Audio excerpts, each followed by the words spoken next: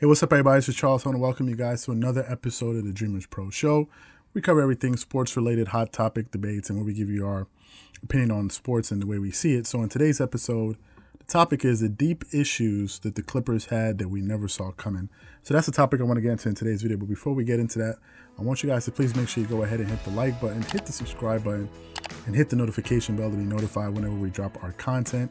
And also don't forget to check out the Dreamerspro Podcast, which is in the description below, as well as our Facebook page where you can follow us there as well. So let's get straight into it. Now, all of you guys know, at least some of you guys have been following the channel, know that I'm a huge Kawhi Leonard fan, and I've also supported the Los Angeles Clippers all throughout the regular season, beginning last year up until this point. And I always contended that I thought that the Clippers were going to win the NBA title.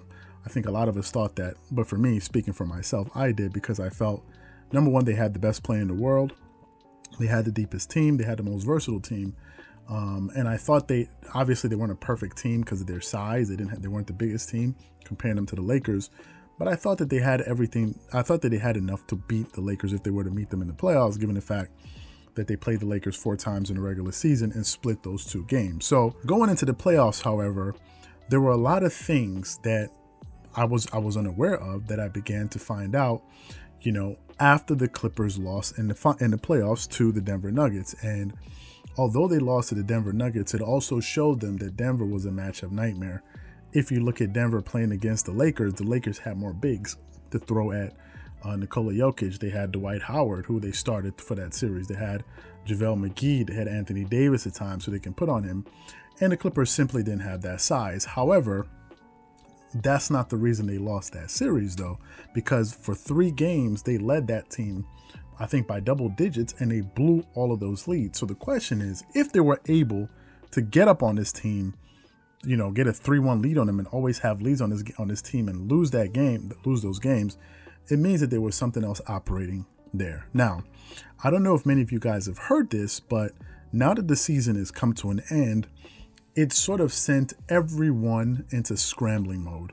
Number one, if we look at Clippers fans, okay, Clippers fans have, some of them have, said that they're going to be looking forward to next season, and while others, many of them are jumping ship. Some Clippers fans were Clippers fans in the moment. They were supporting the team. The minute they lost, they jumped ship to the next team, or they just went hiding away until next season. Who knows what those guys were. And the whole sports world has been coming down on the Clippers, right? And in some cases for good reason, because they weren't supposed to lose. Now, given the fact that they've lost, we're now beginning to hear that there was so much infighting going on within the team. But when they were playing and they were winning, we knew none of this. But when they lost, now all of a sudden these things started to come to the fore.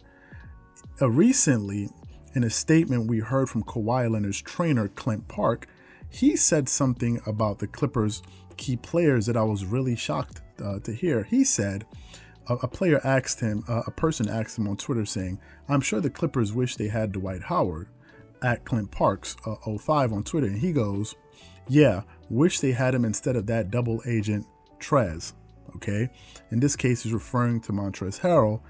And in another quote he put on his Twitter on September 16th, he goes, "PG basketball IQ questionable, man." He also posted that.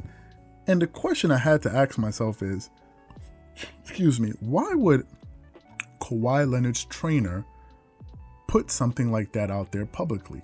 Number one, obviously the guy must be very close to Kawhi if he's his trainer, or so is that what him and Kawhi felt? Or is he just speaking out of the fact that he believed that the team was letting Kawhi down, so he put that out there?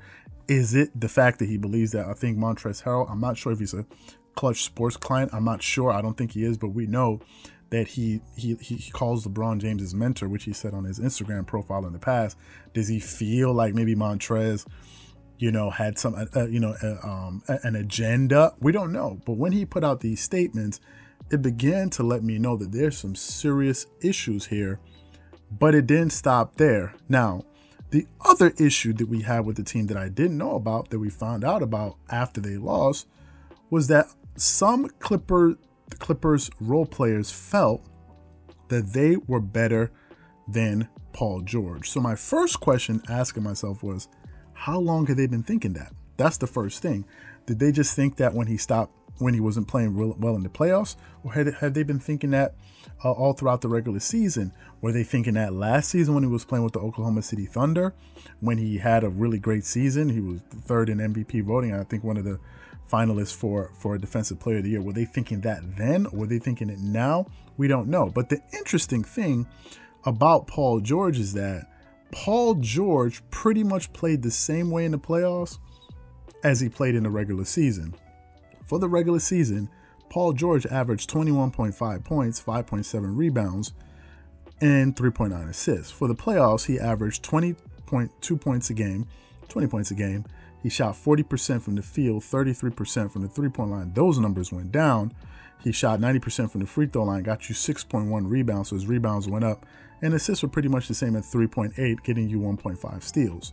So essentially, Paul George was the same player in the regular season as he was in the playoffs. The difference, however, was we thought he would be better because we thought the reason his numbers were like that was because he was in and out of the lineup and because he was coming off of shoulder surgery. So that's what we thought that. But if you look at his numbers, they were virtually the same. So that's also worth noting. Another reason that the Clippers lost, and another deep issue that we didn't know, was that they had an extreme sense of entitlement. I think the Clippers believed, and maybe the coaching staff as well, believed that they were just going to walk into the playoffs and teams were going to roll over and they were going to win series. They were able to get that. They were able to, get away with that in the first round. But in the second round, playing against a Denver Nuggets team that wasn't going to give up any inch to anyone, they ultimately ended up losing to the Lakers. But they were a tough, gritty team. There were no blowouts in that series. Although they lost in 5, they played every single game wire to wire. So maybe that was also an issue, the fact that they had this extreme sense of, entitlement. And another thing is, now that they've lost, we've heard so many different rumors about now, should we blow up the team? Is the team good enough? And this and this and this. And now my question I'm asking myself is, before you lost, did you have these same questions about the roster?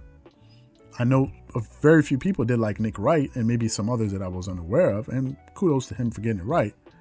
But I didn't hear much of that from anywhere. I didn't hear much of that coming from the general sports media. That's why so many people picked the Clippers to win the title. But now that they've lost, there have been so many discussions on whether or not they have a good roster and all of these different things. Now, it's one thing for the public to say that, people outside, the fans, the analysts and such, is one thing for them to say that.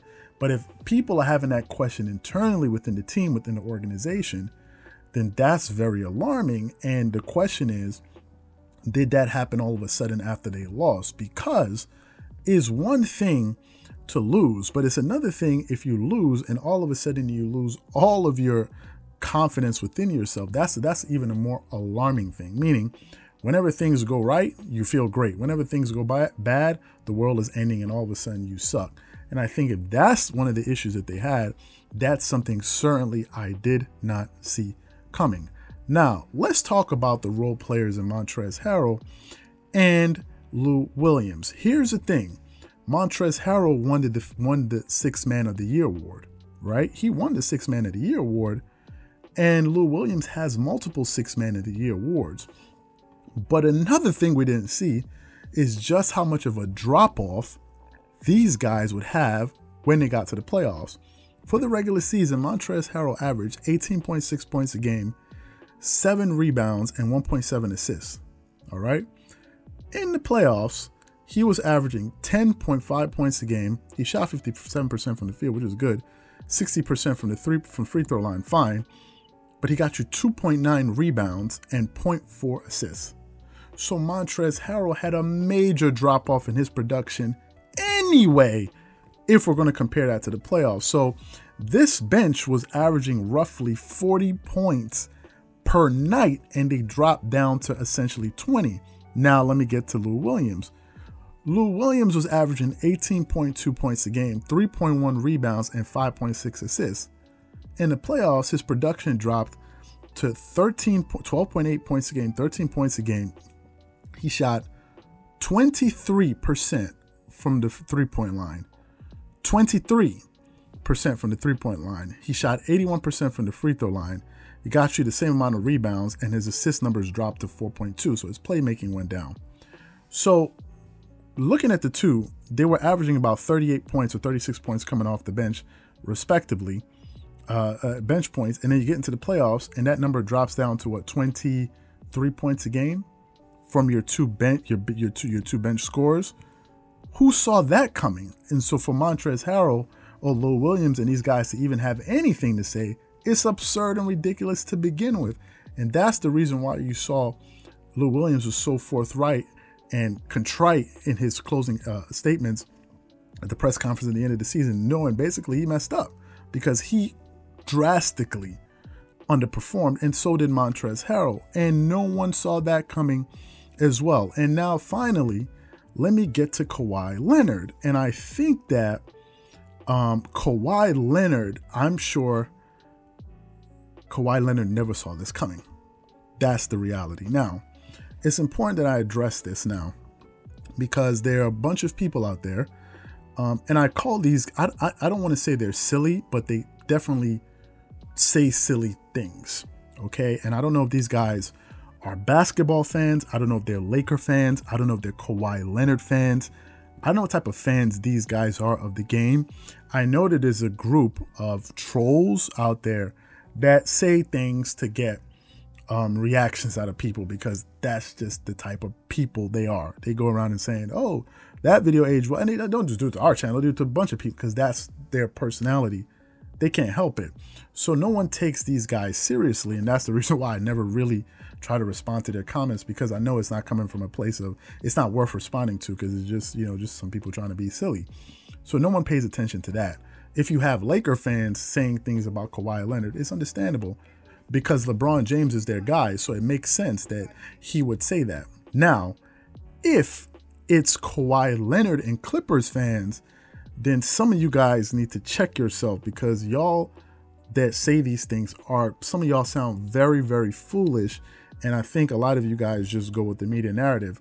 Now, I may be harsh, but really I don't care because some of these Kawhi Leonard fans have been saying a lot of, I don't know if they're fans, but these people have been saying a lot of dumb things. So let me just address these guys. Kawhi Leonard for the season averaged 27 points, 7.1 rebounds, and 4.9 assists, okay? Those were career highs for him in points and rebounds. Last season, in the playoffs, Kawhi Leonard led the playoffs in points, rebounds, and steals. Now, let me say this. I've heard some, I don't want to insult people because it's not necessary. I've heard some people say, Kawhi Leonard is not that dude. Okay, so if he's not that dude, how was he able to take that team to a finals that never won a championship? Number one. Last season, those guys were like, man, Kawhi Leonard the man. Now all of a sudden, he's not the man. All right, cool. Whatever. Some people have said Kawhi Leonard is a second. He's a second. He's like a separate second option on the championship team. Oh, really? Then you have some people that say, man, Kawhi Leonard really dropped the ball. Let me say this. Kawhi Leonard had a horrible Game 7. A horrible Game 7. No one disputes that. I think he had something like 12 points in that game. However, let's look at his overall performance in the playoffs. Kawhi Leonard averaged 28.2 points a game. He shot 49% from the field. He shot 33% from three, which is low for him because last season he shot 38% for the entire playoffs in 24 games. He shot 86% from the free throw line, which is good. He averaged 9.3 rebounds, which is 2 more rebounds than he averaged in the regular season. 2 more. He averaged 5.5 assists, which is almost an assist more than he averaged in the regular season. And he averaged 2.3 steals, which is almost a steal more than he averaged in the regular season. And he averaged 28 points. So his points, rebounding, assists, and steals went up. And he played bad. How did he play bad? Is it that Kawhi Leonard played bad, or Paul George didn't play well for a lot of the playoffs, was very inconsistent, number one. Number two, is it that Kawhi Leonard played so bad, or Montrezl Harrell and Lou Williams, who were averaging 40 points roughly off the bench, dropped about 20 points in the playoffs. Is that Kawhi Leonard's fault? So Kawhi Leonard is supposed to go score for them and for himself. So when you have people say these type of things, you know that usually they're just idiots. Sorry to say, these guys are just idiots. So you try not to pay too much attention to them because they don't do research. They just hear what some people say and they come in and regurgitate it. Now, back to my point with Kawhi, I don't think he saw that coming from his teammates. You're allowed to have a bad game in the playoffs, and you're telling me if you have one bad game, you're out of a series, so be it. But he had a bad game on game 7, but he did not just lose that game by himself or that series by himself. And the point is, I don't think Kawhi Leonard saw this coming. So for me, the ultimate thing is rather, the Clippers have a lot of things to work on in the off season if they want to get back to a championship level team. So that's my ultimate thoughts and opinion on this video. So what I want to know from you guys is, do you agree with everything? Do you agree with the things that I said, or you disagree? Whatever you guys think, please leave your thoughts and comments in the comment section below. Again, if you enjoyed the video, please make sure you go ahead and hit the like button, hit the subscribe button, and make sure you hit the notification bell to be notified whenever we drop our content. And also don't forget to check out the Dreamerspro Podcast, which is linked in the description below. Once again, this is Charles from Dreamerspro. Wishing you guys an amazing day. Peace.